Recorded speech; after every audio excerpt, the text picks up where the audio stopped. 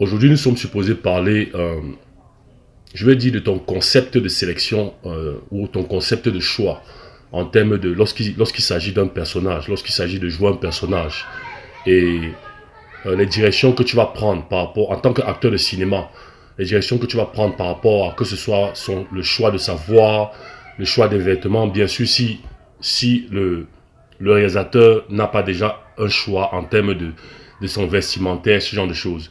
Mais la majeure partie du temps, ses mouvements, sa façon de parler, ses manières, ce genre de choses, il va falloir que tu fasses des choix.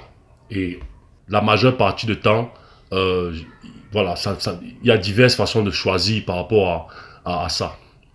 Mais il faudra que tu saches que ce sera toujours toi qui vas faire ce choix. Donc nous allons parler de ça aujourd'hui. Je n'ai pas un nom pour cette technique-là. J'ai donné différents styles de noms. Maintenant, tu peux donner le nom que tu veux. Mais avant de parler de la technique, j'aimerais d'abord dire un truc. L'acteur de cinéma fabrique le rôle. Je répète encore, l'acteur de cinéma fabrique le rôle. C'est lui qui fabrique le rôle, pas l'inverse.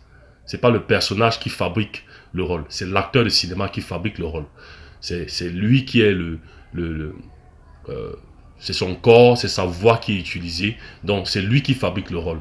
Bien sûr, à travers quoi? Ta propre voix, on a parlé déjà de ça. Ça dit, ça peut être ta propre voix personnelle que tu utilises dans le film, tes personnalités à toi, tes habitudes, voilà, ainsi de suite. Et ça, c'est un. Ou ça peut être à travers l'art cinématographique. Ça dit, j'ai parlé de ça, on parlera de ça plus tard, mais j'ai touché un peu ça en parlant de l'art cinématographique. Ça dit, les techniques que tu apprends, que tu acquiers par rapport à peut-être la voix, même si c'est tout ta voix, la façon de parler sur le plan cinématographique, les positions, la façon de te positionner par rapport au personnage, la façon de prendre quelque chose, ça y est, le mouvement, la façon de faire ci ou ça. Donc, ça c'est le deuxième point. Bien sûr, toujours sur le contrôle de l'acteur de cinéma. Ça, c'est important. Maintenant, il y a un autre pan qui est maintenant l'acteur de cinéma qui collabore avec le personnage du film. Je dis bien collabore. Et il le fait à travers les différents styles de porte que j'ai parlé, les différents styles de porte dont j'ai parlé la dernière fois dans le guide. Si tu suis le guide depuis un certain temps, j'avais parlé des différents styles de porte où je parlais du débutant, l'amateur, le professionnel, et puis j'ai parlé de la plume. Et j'ai montré ça comme illustration, différents styles de porte qui s'ouvraient à un certain degré.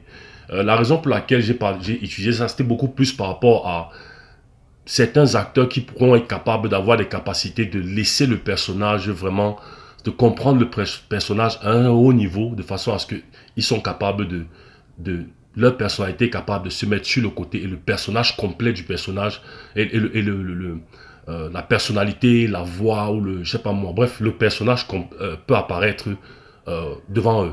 Bien sûr avec les habits, les wardrobes, tout ce genre de choses, mais non, le personnage peut apparaître comment je peux dire euh, c'est-à-dire le personnage peut apparaître de façon minuscule, il peut apparaître moyennement ou il peut apparaître complètement.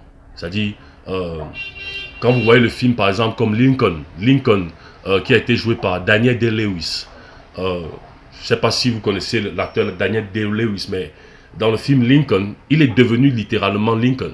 Il est devenu le personnage. Il est devenu l'ancien président américain Lincoln.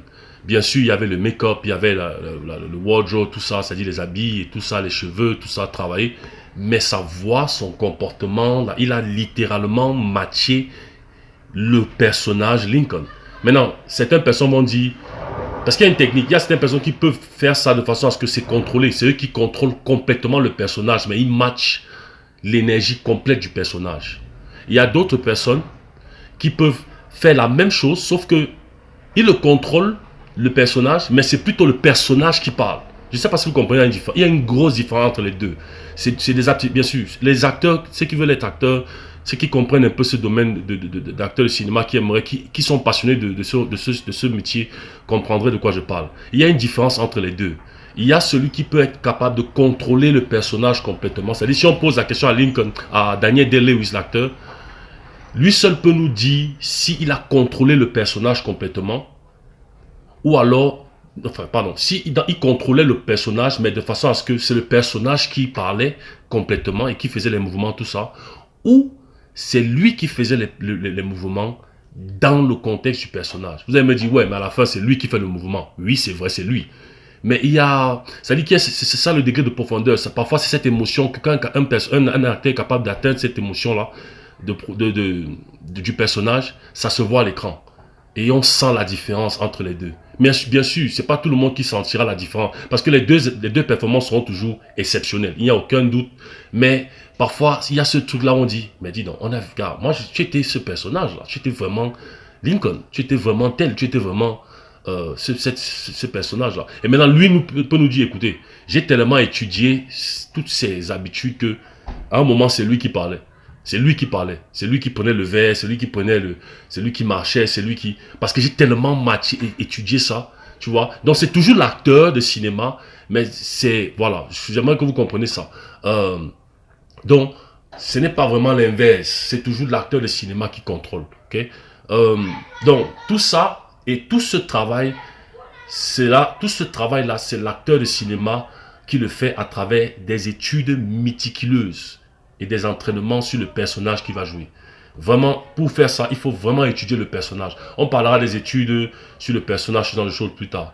Donc, je te dis ça parce que tu dois toujours étudier le personnage et tu dois toujours faire des choix. Tu dois toujours faire un choix. La majeure partie du temps, c'est toi qui va devoir faire les choix sur le personnage.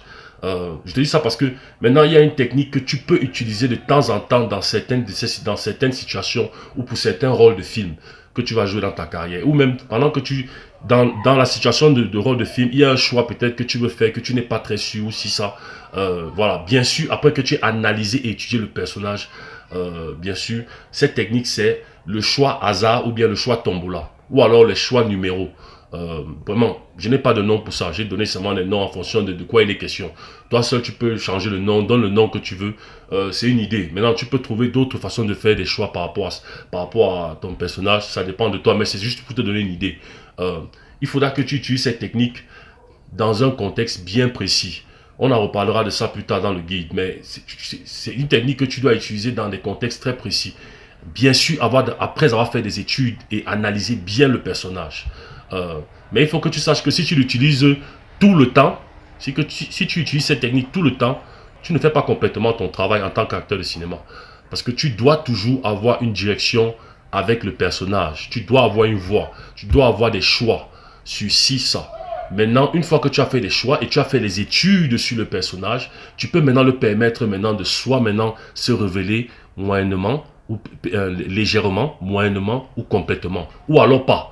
Mais c'est toi qui contrôles tout. Même si c'est dans moyennement, légèrement ou complètement, c'est toujours toi qui contrôles. Ou alors c'est lui qui contrôle, ou alors c'est lui qui parle et c'est lui qui est à l'écran, sauf que c'est toi qui contrôle. Je ne sais pas si tu comprends la nuance entre ces deux-là.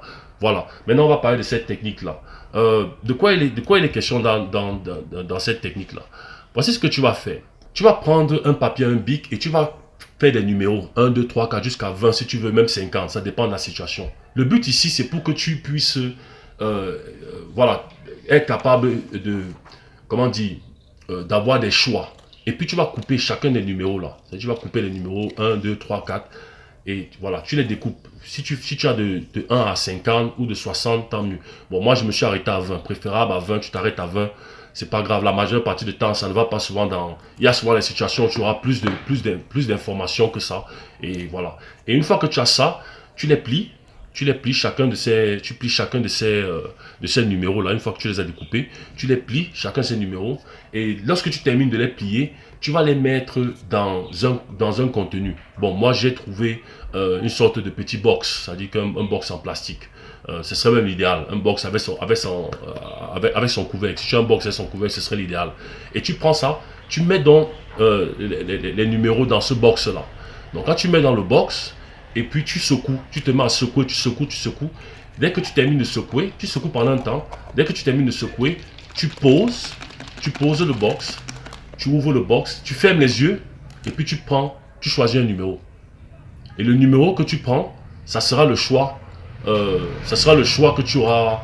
Ce sera le choix en fait que, voilà, si c'est la voix de ceci, ou si c'est cela, ou ceci. Maintenant, tu peux t'arrêter là, en termes de la voix, en termes du choix de ce que tu voulais. Ou tu peux continuer, si tu veux faire un tour de tombola de peut-être, tu veux 1, et tu as 5 options. Comme j'ai fait là, tu as 5 options. Donc tu continues. Tu as le 1. Après peut-être le prochain numéro, tu as ça. Donc ça peut être, ça dépend de l'option de ce que tu as écrit. Par exemple, ok, est-ce que je dois prendre telle voix, ou bien je dois prendre l'autre voix-ci, ou bien je dois prendre l'autre voix là. Bon, tu peux parler avec 3 voix. Maintenant, tu as 5 voix ou 4 voix que tu aimerais franchement, tu n'es pas sûr sur laquelle. Et maintenant, tu peux utiliser cette technique-ci. Ici, j'ai 5 options. Et puis de ces 5 options là maintenant, je fais le choix maintenant du top 3. Quand je termine avec le top 3, je prends les autres deux numéros, je les mets de côté. Ou je peux m'arrêter là. Je peux choisir seulement un. Sur les 5, je choisis un et puis ça va. Ça dépendra de toi.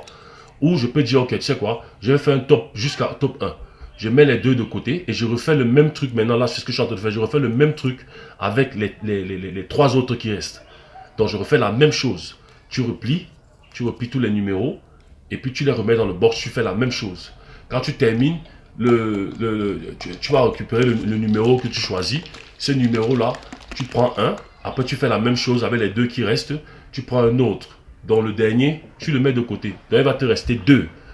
Donc, dans les 2 qui va te rester, ce que tu fais, c'est quoi? Tu refais la même chose jusqu'à ce que tu trouves le numéro que tu veux.